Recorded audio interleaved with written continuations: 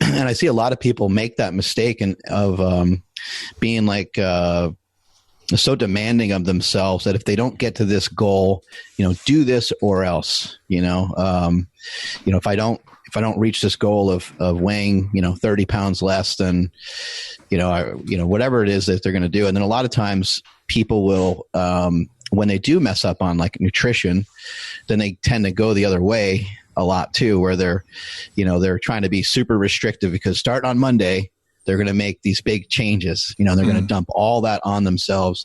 And if they have kind of a previous history of eating unhealthy, they have a previous history of being heavy or thinking that they're fat or thinking they're not worth stuff, as soon as they try that really hard diet and training program on Monday and Wednesday rolls around, as you mentioned, 9 days later, right? You're in a lot of trouble.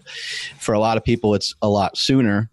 And it might be 2-3 days later, and then they're just proving to themselves. They're like, yep, I am a piece of shit. I was right. I am fat. I am, I can't do these diets. I can't follow Aubrey Marcus's diet plan. I can't follow this guy's plan. And they kind of end up almost teaching themselves to hate themselves rather than what you were preaching right there, which is to teach yourself to love yourself. Yeah, I think that's the ground, that's the substrate on which the biggest growth happens, is when you really love yourself unconditionally, because people think that we need to be these harsh, tough love kind of judges of ourselves. But that doesn't really work, because the problem is the shame that's created internally will actually be a roadblock, be a resistance, be that parachute that you're dragging behind yourself. The anchor that you're lugging along is all of this shame that you're carrying, which will prevent you from actually becoming the thing that you're looking to become. So I think that's a big part of it, is to love yourself no matter what, and also love yourself enough to go through with these things that are the best for you. And when you really love yourself, it's easier to do that. When you still feel like you need to punish yourself, well, then it's a lot harder to go and complete that diet, because you don't deserve to be fit. You don't deserve to be skinny. You don't deserve to be wealthy. You don't deserve to have the partner of your dreams or whatever. Like, you'll feel like you don't deserve it, so you'll prevent yourself from actually getting it. And that becomes a problem. And then as far as like setting these goals, I think one of the best things that I heard was from Jerzy Gregorek. You probably maybe have heard of him. He's an old power lifter and poet and a coach. And he talks about the concept of micro progression. And it's really just about, instead of trying to rush towards the end goal of something, just making little minute improvements that you can actually do every day, and not trying to set some grand, external goal that's so big and so far that it seems impossible. Just focus on like, what can you do the next day? And that's really what I wrote about in my book, Own the Day. Anyways, let's just take this day. Like, what can I do this day? Can I get a little sun in the morning? Sure. Can I drink a little sea salt with lemon in my water when I first wake up to hydrate myself, get electrolytes? Yeah, I can do that. Can I turn the shower cold for at least 30 seconds before I get out? Okay, yeah, I can do that. Can I move my body at some point during the day at least? Sure.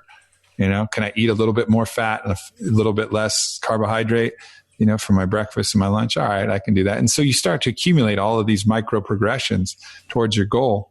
And that way, if you blow it one day and you stay huddled in a dark room eating fucking Hot Pockets and jerking off all day, like, that's okay.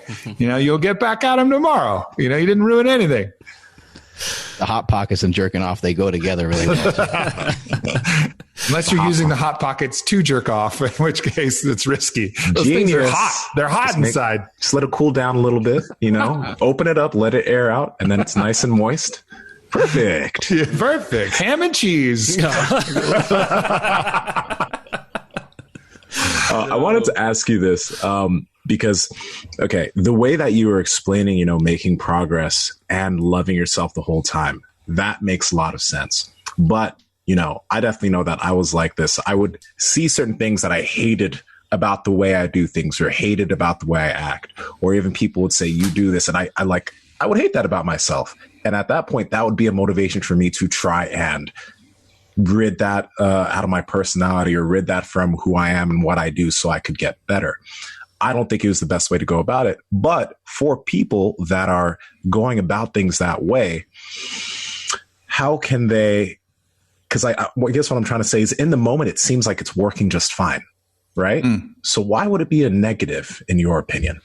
It's not a negative necessarily. It's just not the best way. Like, like a better way to do it would be to anchor to the reality in the future where that thing has changed. So like if you can change something, you know, it's like pretty useless to hate the color of your eyes. I mean, I suppose you could wear color contacts or something like that. But like if it's something that you can't change, well, for sure, love that part about yourself, you know, because that's just who you are. And don't compare it to other people and learn to see the beauty in that innate thing. But if it's something you can change, like you have a habit of not listening to people, and maybe your partners have brought that up to you, like, hey, you don't listen. And instead of like hating the part of you that doesn't listen, why don't you anchor yourself to the part of you that's listening and causing other people to love you more and having them feel seen, and you anchor to the positive result. Or maybe you hate the extra weight instead of hating the extra weight that you're carrying, like anchor to the reality where you feel like you can move how you want to move, and you feel just confident and good in that shirt that you're wearing, and like anchor to the good aspects of it rather than the self-hate of where you are, and let the good of what your future reality that you're striving towards pull you instead of your hate push you. And I think that's just going to be a easier way and a smoother way and a more pleasurable way to get there. But it's a similar idea. It's just one's using a push and one's using a pull. You're either pushing away from that which you hate or getting pulled towards that which you want. And I think the pull is going to be a lot stronger.